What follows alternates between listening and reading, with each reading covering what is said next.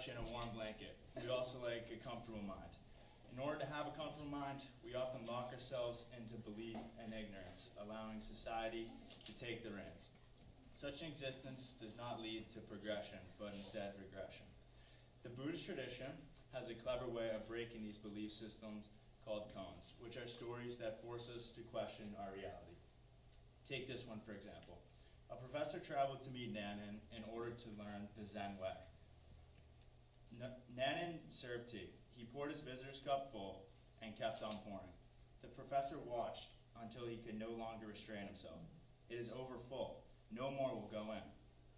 Like this cup, Nanan said, you are full of your own opinions and speculations. How can I show you Zen unless you first empty your cup? In order to empty our cups, we can use something called metaphysics. Metaphysics is the philosophical study whose object is to determine the real nature of things. Simply is investigation into what exists.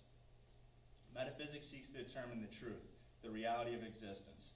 The question is, should we explore it? Of course, the philosophers have their opinions on the matter. Bertrand Russell, author of Problems of Philosophy, argues that contemplating philosophy opens one's mind and shatters cultural prejudice, restriction, and limited perception.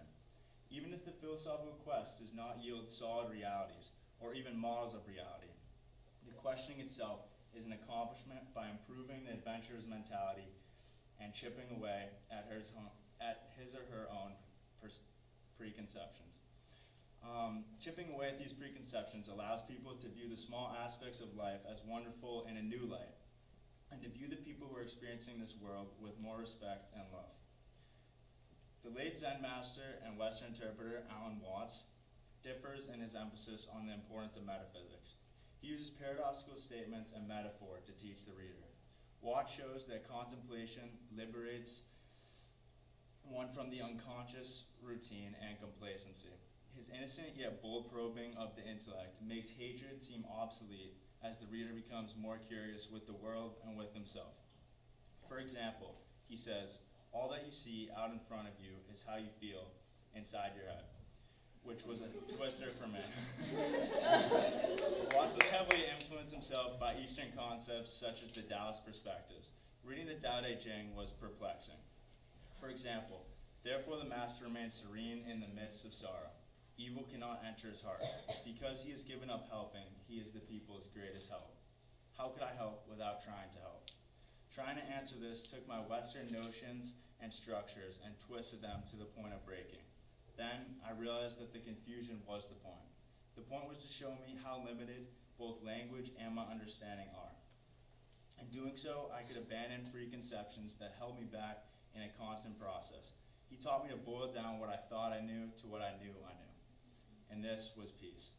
Some examples of metaphysics are a bit more difficult to detect. Authors tend to weave deep questions and incisive concepts into the space between the lines, and uncovering these questions is the first step to answering them. The key seems to be to not simply take the words for their initial meaning, but to acknowledge their function as a laser pointer towards greater lessons. In All the Light We Cannot See by Anthony Doerr, the fictional stories of World War II participants are set against the theme of the radio. Just as scientific discovery has taught us that invisible radio waves exist all around us, philosophical inquiry into individual experience has taught us how little we know, especially when we think we know a lot. The depiction of World War II in the novel also shows the danger of not questioning existence, as many of the German people fall to the Nazi ideology, taking the word of their leaders. Just as scientists stay humble and continue to seek truth in their respective fields, philosophers keep their mind open to novel concepts and models in order to piece together a meaningful reality. All these benefits and transformations are positive and expansive. I can only speak for myself, and even that is a challenge. But metaphysics served as my path to more respect, wonder, humility, and openness. I regard all four of these aspects as awesome, but a deeper realization came through the search. Metaphysics is an internal process, but through probing the exterior, I realized that my perception was actually what I was experiencing. In a personal experiment, I challenged myself to take an optimistic outlook to my days.